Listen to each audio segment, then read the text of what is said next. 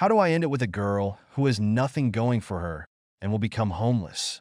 I am 24, met a girl F22 in a community college class. When I was 20, we came from very different backgrounds. I was middle class trying to find a cheaper way to go to college. She was living in almost poverty going to school because she was forced to by her parents who were threatening to kick her out. She dropped out about a year into her schooling while I continued and finished. During her first year, we formed a relationship, and she moved into my apartment more or less. Her relationship with her parents is pretty much non-existent, and she has little to no outside friends besides one or two women she knew from high school, who are deadbeats in my opinion. I make around $80K a year, so we live relatively comfortably, but there's still some strain on finances. I can't exactly say when I started losing feelings, but the fact that she refuses to work, will not cook, and wants to eat out every day, does not want to go to school, and continuously wants to buy and spend money on clothes and other stuff just slowly started grating me more and more. I work in a female-dominated workplace, and having conversations and interacting with coworkers who have so much going for them, have fun hobbies and aspirations makes it all the more worse when your girlfriend is chronically online and spends 7 hours a day scrolling through Instagram or TikTok reels and thinks having sex is all she needs to do on her end. Our relationship isn't bad. We have fights every now and then like an average couple, have an active sex life, but that's pretty much it. From her perspective, if I broke up with her, it would be out of nowhere. But I'm pretty much done, and know I could move on quickly and have nothing to be regretful about as shitty as it sounds. The problem comes in her having no job, no finances, almost no friends, and no family support unit. I'm not a monster. I don't want to make someone virtually homeless, but I don't want to be stuck with someone who has nothing going for them either. I don't know what to do. Update 2. For starters, I want to thank everyone for all the advice I was given on the last thread, as it helped me formulate how I would go about doing this. When I made that post, I was having an extremely bad day and didn't expect it to blow up like it did, so I don't think I was able to give her a fair defense. Also, I got dozens of messages, ranging from asking me to hand out her contact info so they could take her in as a live and sex girlfriend, to helpful advice telling me to start hiding anything valuable. When I had said that she had come from poverty, her father is a laborer, while her mother also lives a similar lifestyle to how she lives now. Their home is maybe 1,100 square feet and in a terrible place in town, and given her father's past ultimatum, I don't think he will take her back, as she hasn't been back home in years. Yes, I have talked to her about this since January maybe 3 times. Either by gently telling her it would be nice if she went out more to find a hobby, at the very least a flat out saying she was wasting away on her phone and that she needs to get a job or go back to school. Each time she either changed the subject, makes it a joke, or follows through for a couple of days before going back to her usual self. She is a kind partner who asks me about my day, always tries to make me laugh or lighten the mood when I get annoyed, and generally shows a lot of affection, which makes me feel terrible when none of that works anymore, and I just see her as another person. Now for the confrontation. Last night when we were both getting ready for bed, I didn't take my clothes off and instead just stood there telling her we needed to talk. At first, she was just smiling and jumping up and down on the bed with her knees, thinking I wasn't as serious as I was, but eventually she was able to read the mood. I told her something wasn't feeling right anymore, that I've tried to make this work and be patient with her for the past few years, but I didn't know how much more time I was willing to spend waiting for her to get a job, go back to school, or just get a hobby, if anything. I told her that it annoyed and gratted me that she just didn't seem to care about herself, and that I hated she had no goals or aspirations. This was probably the first time in a long time she was as attentive as she's ever been during this conversation, and agreed to whatever I was saying, even also giving suggestions on where she can apply, what courses were starting to interest her, and even said I could look over her as she submitted applications online to make sure she wasn't lying.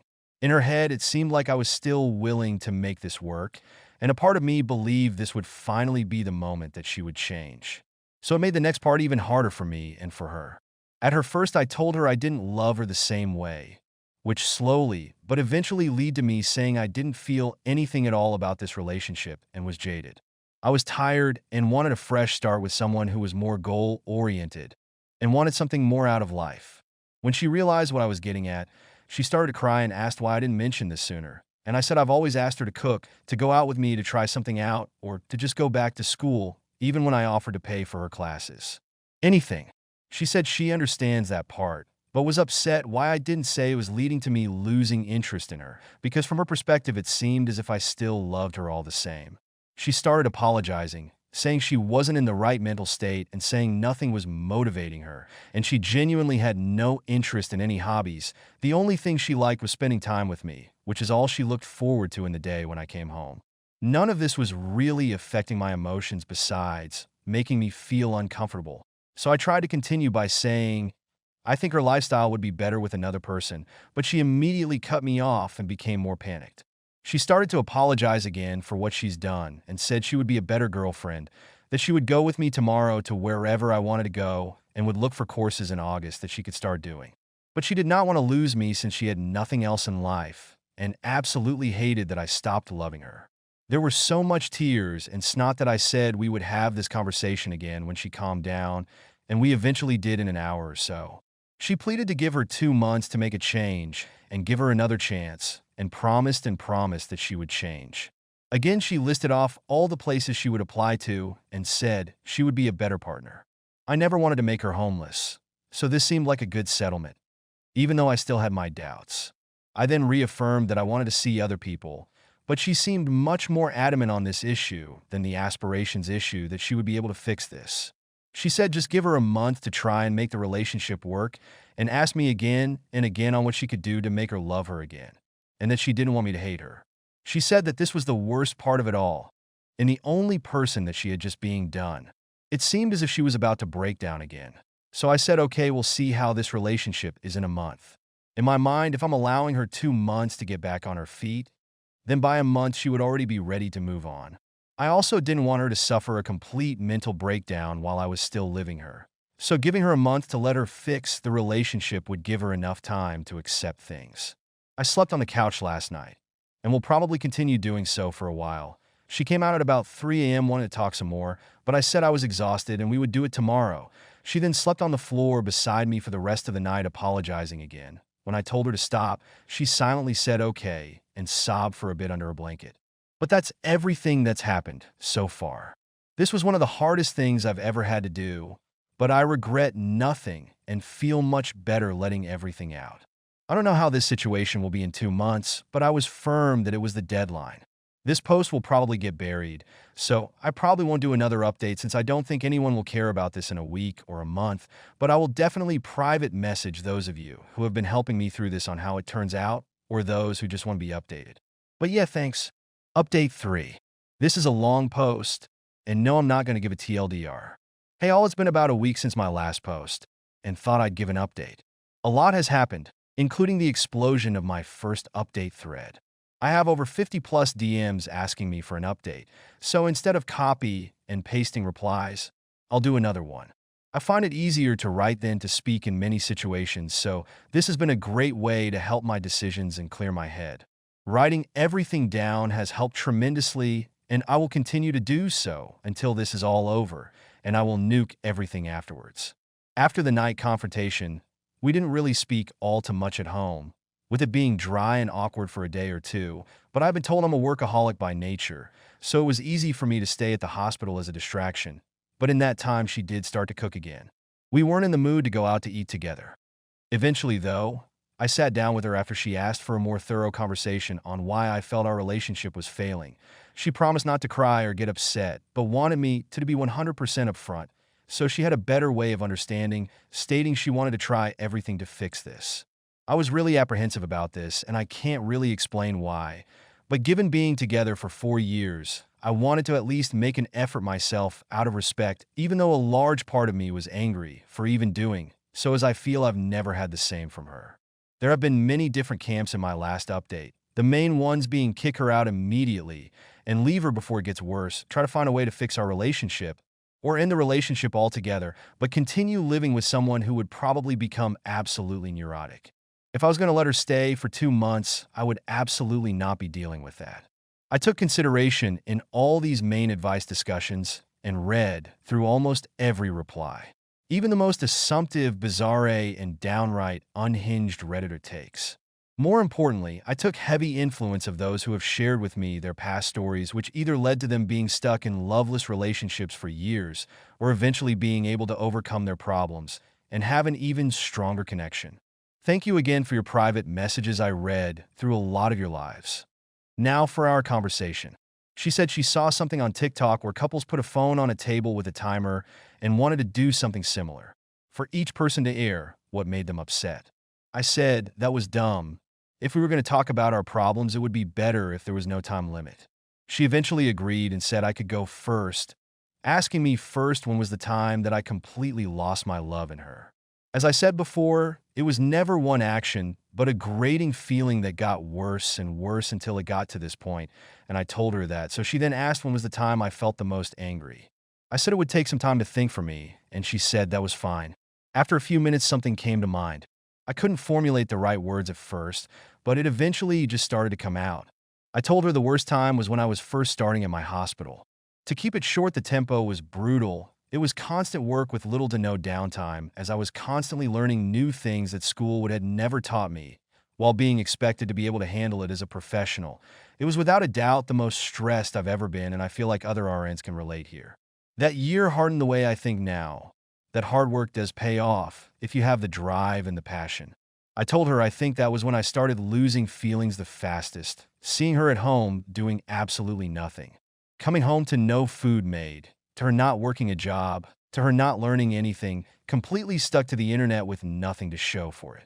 I said it made me even more upset when I had given suggestions for jobs with pretty easy schedules, or to find a new interest in school that would pan out better than last time, only to be rejected in my every attempt. I told her flat out that it disgusted me. She asked me why I didn't make this a bigger issue at the time, that I should have communicated this to her, but I said there's some things that shouldn't have to be said. I shouldn't have to remind her to wash her ass, eat, do something other than mindlessly scrolling on her phone for hours at a day, every day. I also told her that after coming home from the hospital during more stressful days, the last thing I wanted was to spend my time begging my girlfriend to do something productive. So I held my tongue and settled as she was still nice and caring. I had no other reasons to end it, and so the resentment grew worse from then on. It was around here that I became more mean to my regret now, but I will still input it as I have everything else. I told her that when she dropped nursing, I was upset since I felt that she was more than capable of doing what I had done. But after spending more time in the relationship and spending more time getting to know her, I knew that with the type of person she was, there was no way she could have ever finished. Which is why I suggested easier and more laid-back jobs, less demanding majors for school. Shit, even if she just cooked or found an interesting hobby at that point, I would have appreciated it. Still, she chose to do nothing for years. It's just the type of person she was, and why I felt done for her romantically over time. She asked me if I hated her, and I said I didn't know. I told her she was very loving and kind, but I hated how she handled her life to this point. That I felt no ill will towards her after airing everything out, but I also felt nothing else. I just felt done and ready to move on. Throughout this conversation, we kept eye contact, and there were times it seems like she would break, but like she said, she remained as calm as she could while I said what I had to say.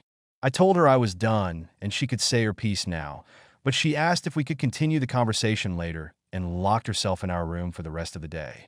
The next day, we sat down again and finished the conversation. She told me that she thinks she's depressed, saying that she didn't feel sad before that night, just had no motivation of doing anything. I had a couple of messages telling me to ask her to get tested for ADHD, but when I started bringing it up, she was very adamant that is not something she felt comfortable with. I knew she didn't like needles or going to the hospital in general, but her flat-out refusing to get tested for disorders when I told her it was not at all like a regular hospital visit surprised me. She asked me if she was able to change in her behaviors. Would I give her another chance? I said I didn't know, as I felt nothing right now, and didn't know if her doing it would bring any feeling back, especially since it took my breaking point to do so. She asked if there was any compromise, and I told her again, if in a month I felt like there was enough reason to stay together, I would, but that there was no guarantee that my feelings would return. But I would match any effort she also put out. She was frustrated by my answer, but I said that's how it would be. She gave me a piece of paper to look at that she was working on last night that had a list of hobbies and interests she wanted to look into, the two major ones being photography and cooking again. She told me that she was looking into these while also showing me her phone, giving proof that she was putting in applications on Indeed and Glassdoor for some entry-level positions that she might get hired in. I told her if she was able to show enough passion or interest in these hobbies that she showed, I would not care about her working just anything to improve herself. But if she didn't do anything at all, then it would be best to look for a new job to help her as she moves out. I've also been asked in private messages if I have any personal friends to talk to. There's two female coworkers I confide some information in given how many hours we work together at our hospital, and who I completely trust as in my opinion they are extremely grounded. They both said I would eventually get love bombed and this would all go back to how it once was, and that I needed to stand firm with moving on. They've very helpful friends who have even offered to let me stay over for a few nights, giving the reason that I would fall for her manipulation if I continued being anywhere near her in their own words. But it didn't feel right since I'm still technically in a relationship, but I said I would consider it if the situation worsened. But again, I find them grounded, so I always try to take their advice to heart. Despite numerous messages from you all privately or openly telling me that this will be a mistake, I want to make the attempt to give this one last try. Though I feel heavily closed and guarded and still feel indifferent with our current situation. But a lot of you have told me this can eventually change with enough work from both parties. I have also taken the advice of those saying to cut off sex, which was my intention from the start anyway, by continuing to sleep in the living room. But each day, she has been sleeping on the floor right below me, even when I tell her I'd rather be alone with my thoughts, telling me this is something she would not accept. But that's everything so far. Next update will probably be at the month mark, as there's nothing else I feel like I need to say for now.